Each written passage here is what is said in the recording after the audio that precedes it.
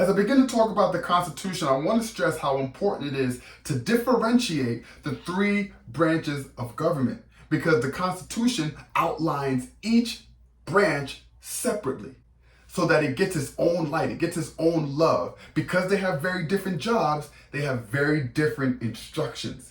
And it's important to be very careful in understanding the instructions that belong to the legislative branch, the instructions that belong to the executive branch, and the instructions that belong to the judicial branch. The way that I like to think of the three branches, the legislative, the executive, and the judicial, it's the brain, the body, and the heart. The brain is the legislative, body is the executive, the heart is the judicial. The brain kind of runs the show.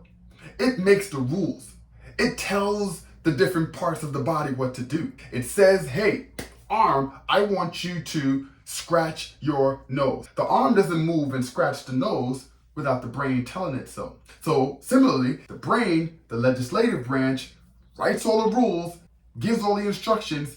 The executive branch is the one that creates the action. The judicial branch is the heart and the soul. The judicial branch is the one that determines whether or not the actions that the body takes or the laws that the mind makes are right or wrong.